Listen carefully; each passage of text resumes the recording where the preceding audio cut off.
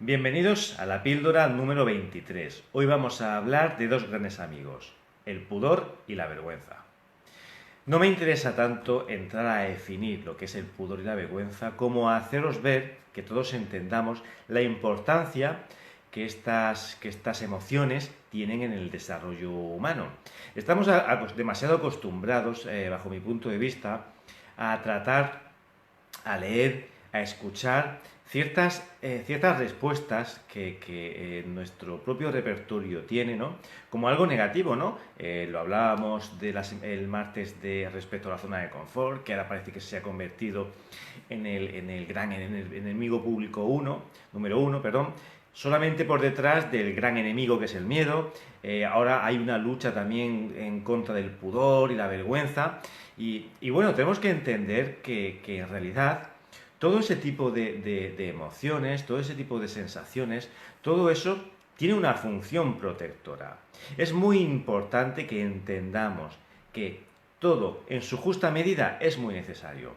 Imaginemos nuestra conducta si no estuviera filtrada por, como digo, la sensación de que en un momento dado lo que hacemos está siendo juzgado y está siendo considerado como negativo, como no apropiado. Que nunca se nos olvide que somos animales gregarios. Somos seres sociales, por decirlo de otra manera. Y en ese sentido, las normas de convivencia son fundamentales. Evidentemente, toda norma, todo principio, tiene una polaridad positiva y negativa, o dicho de otra manera, un extremo, en el cual si no están presentes sería tremendamente negativo para la vida, para la convivencia, para el desarrollo, pero al mismo tiempo llevados al extremo contrario terminan siendo coercitivas, terminan siendo paralizantes y terminan siendo pues negativas, ¿no? para nuestra evolución. Se trataría, por lo tanto, que encontráramos la justa medida. Se trataría, por lo tanto, de que encontráramos el equilibrio entre no existen las normas o las normas me paralizan. Insisto, vivimos en sociedad. Somos una especie, ¿no?, que tiene 7.700 millones de individuos sobre el planeta. Vivimos, aquí en Europa no es tanto como en las grandes ciudades, sobre todo de Asia o de América, pero en realidad vivimos masificados, ¿no? No hace falta irse, insisto, a una ciudad como Ciudad de México, donde están en torno a los 20 millones de personas. Cualquier ciudad como pueda ser Madrid, con 5 o 6 millones de personas, Barcelona, Santander, Murcia, cualquiera de nuestras ciudades, son ciudades en las cuales hay, por decirlo de una manera muy sencilla, muchos individuos de una misma especie. Es obligatorio, es necesario y es sano que existan normas de convivencia que marquen lo que son los hábitos, lo que marquen cuáles son los límites, normas que en todo momento nos estén sirviendo para facilitarnos el tratamiento. Recordad lo que decíamos el martes al respecto de la zona de confort. Supongamos o imaginemos un espacio, una sociedad o una vida en la cual absolutamente todo lo que vivimos tuviera que ser continuamente reelaborado porque no existe la zona de confort, entendida en términos de aquello que yo controlo, ¿de acuerdo? Pues eso mismo nos va a ocurrir con las normas sociales. Imaginemos una sociedad en la cual no existirá normas y no hace falta irse a lo que sé que estáis pensando, ¿no? El pillaje, la violencia, el abuso. No, estamos hablando de lo que supondría para nuestro cerebro, en coste energético, tener que estar reelaborando continuamente todas las situaciones porque no tengo un protocolo de actuación, porque no conozco qué sería lo esperable, ¿no? Y si no conozco lo que es esperable, en primer lugar tengo que reestructurarlo, tengo que reevaluarlo, tengo que analizarlo y en segundo lugar el nivel de incertidumbre sería máximo, ¿no? Por lo tanto, insisto, es importante que exista un contexto normativo, que exista lo que se llaman normas sociales. Dentro de eso, atenernos a esas normas sociales tiene su lado positivo y tiene sus consecuencias positivas. Como consecuencia de ese contacto con el exterior, con esas normas, es cuando aparecen las emociones como el pudor o la vergüenza. Vamos a suponer que fueran exactamente lo mismo, porque insisto que no me interesa tanto definirlas como que veamos cuál es la importancia, la importancia del papel que juegan, ¿no? En cualquier caso, el papel que están jugando es el papel de modulador. Gracias a que yo tengo la capacidad de evaluar que mi comportamiento no está siendo aceptado o no está siendo evaluado como positivo o como adaptativo, como un trato que para los demás pueda resultar grato, pues yo tengo la oportunidad de recalibrar, de aprender y de corregir. Decía, entre un extremo en el cual no existan normas y otro extremo en el cual las normas sean estrictas, demasiado rígidas y coercitivas, tiene que haber un equilibrio. Por lo tanto, efectivamente, es muy importante que seamos capaces de vencer la vergüenza social, ese extremo paralizante que impide que hagamos las cosas por el miedo al juicio. Pero ojo, insisto, ese juicio es importante. En muchas ocasiones escucho esa frase de prefiero pedir perdón a pedir disculpas, a pedir permiso. Imaginemos que absolutamente todo el mundo actuase guiado por ese principio llevado al exceso. Porque luego está la otra derivada, ¿no? Todos preferimos, o muchas personas prefieren pedir perdón a permiso cuando son ellos los que actúan. A mí me gustaría ver cómo reaccionan cuando yo actúo en su casa, en su trabajo o frente a ellos bajo el principio de prefiero pedir perdón a pedir permiso. ¿Eso significa que yo estoy haciendo una defensa de una vergüenza extrema y paralizante? No, por supuesto que no. Estoy diciendo que entre un extremo de coerción y de normas rígidas y otro de ausencia de normas, tiene que haber un equilibrio.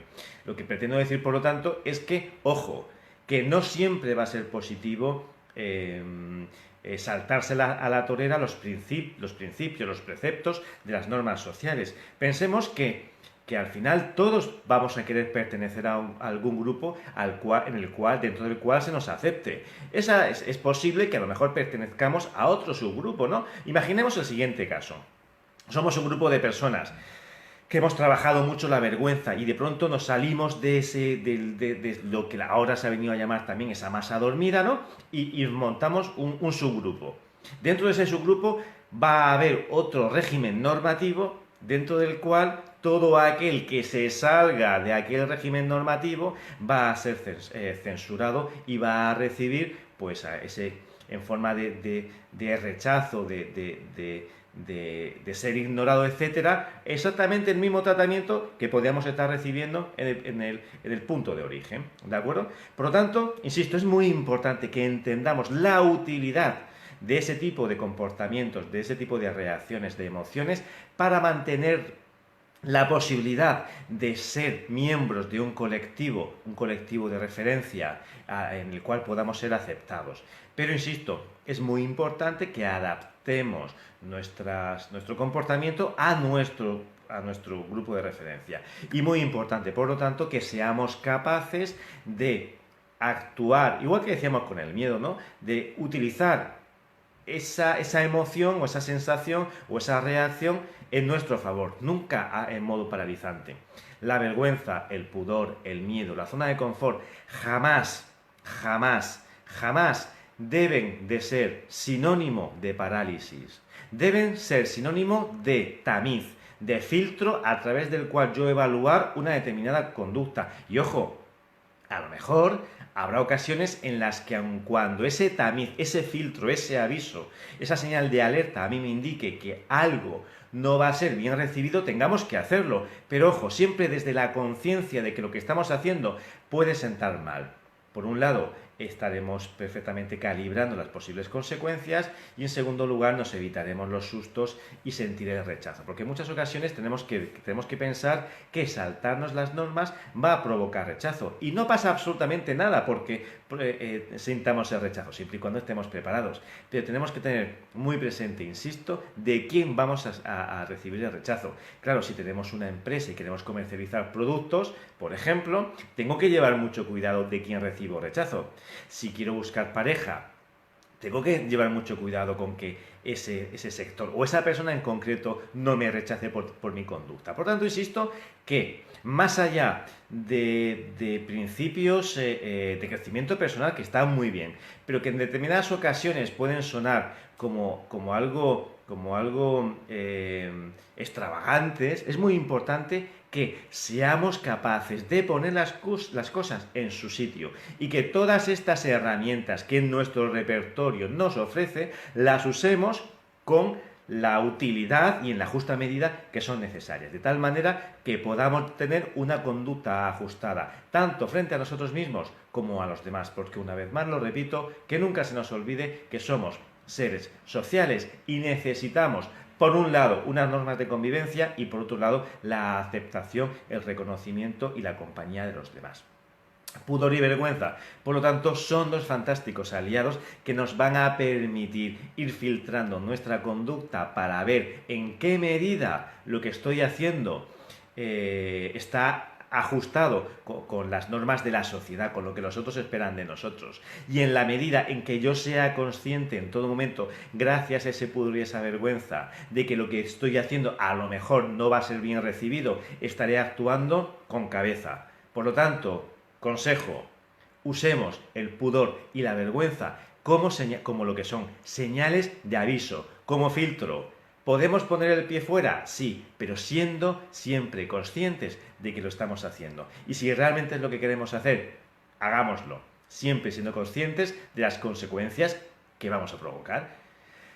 Y hasta aquí la píldora número 23.